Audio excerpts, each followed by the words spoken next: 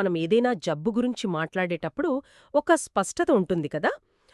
అంటే ఒక ఎక్స్‌రే తీస్తే ఎముక ఎక్కడ విరిగిందో వెంటనే స్పష్టంగా తెలిసిపోతుంది. అవును, డాక్టర్లకు ఈజీగా తెలిసిపోతుంది.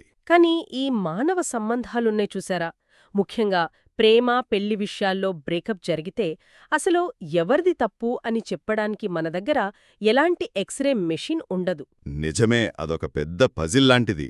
అందుకే ఈరోజు మన డీప్ డైవ్ విశ్లేషణలో ఒక ఆసక్తికరమైన అంశాన్ని తీసుకోపోతున్నాం. అదేంటంటే, పెళ్లి చేసుకుంటానని మాట ఇచ్చి ఆ తర్వాత మనసు మార్చుకొని ఆ సంబంధం క్యాన్సిల్ చేసుకుంటే అది కేవలం బ్రేకప్ అవుతుందా, లేక అత్యాచారం కిందకు వస్తుందా అనేది చూద్దాం. ఇది చాలా సెన్సిటివ్ టాపిక్ అండి. అవును. దీనికోసం మనం 2025 నాటి సుప్రీంకోర్టు తీర్పు Batlanki Keshav Kumar versus state of Telangana case ఆధారంగా అసలు ఒక సాధారణ బ్రేకప్ క్రిమినల్ నేరంగా ఎప్పుడు మారుతుందో విశ్లేషిద్దాం. తప్పకుండా.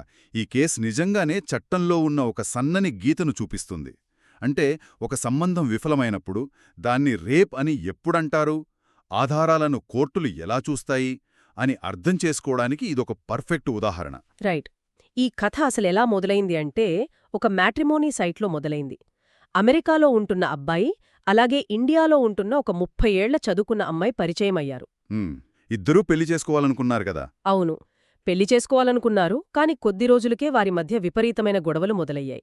ఆ తర్వాత జూన్ 2021లో ఆమె మొదటి ఎఫ్ఐఆర్ నమోదు చేసింది. ఓకే, మొదటి కంప్లైంట్ అన్నమాట. అవును.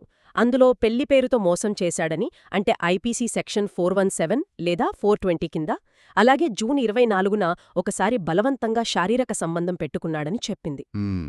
ఇక్కడి వరకు ఒక రెగ్యులర్ కేసులాగానే అనిపిస్తోంది. అక్కడే ఉందసలు ట్విస్ట్. కరెక్ట్గా 7 నెలల తర్వాత, అంటే ఫిబ్రవరి 2022లో ఆమె ఇంకో ఎఫ్ఐఆర్ పెట్టింది. 7 నెలల తర్వాత కొత్తగా ఏమని ఆరోపించింది?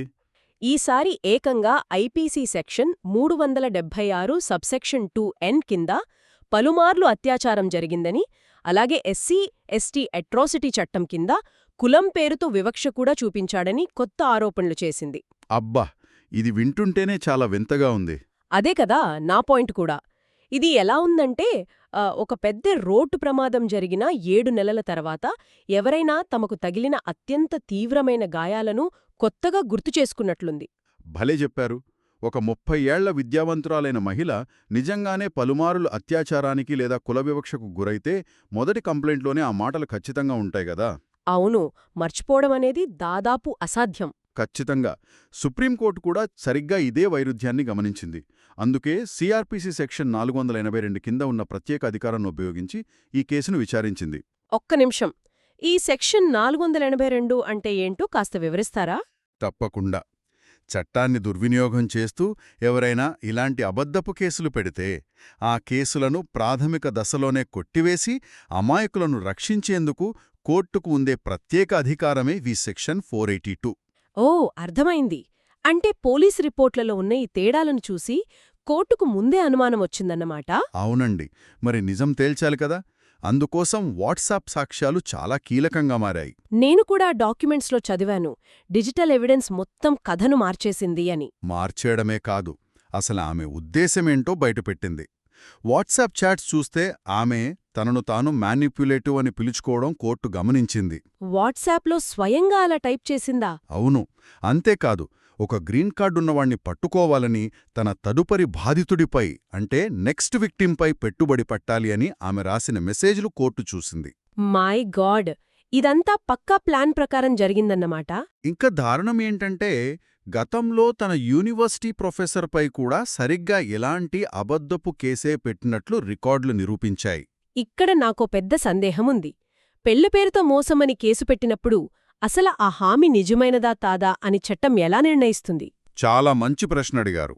ఇక్కడే కోర్ట్ ఇన్సెప్షన్ టెస్ట్ అనే ఒక అత్యంత ముఖ్యమైన సూత్రాన్ని వాడింది. ఇన్సెప్షన్ టెస్ట్ అంటే బంధం మొదలైనప్పుడ్నుంచా? అవును. సంబంధం మొదలైన తొలినాళ్ల నుంచే, అంటే వెరీ ఇన్సెప్షన్లోనే పెళ్లి చేసుకునే ఉద్దేశం ఏమాత్రం లేకుండా కేవలం శారీరక అవసరాల కోసం అబద్ధం చెబితేనే అది నేరమవుతుంది. ఓకే. కాని మధ్యలో పరిస్థితులు మారిపోతే? అదే ముఖ్యమైన పాయింట్.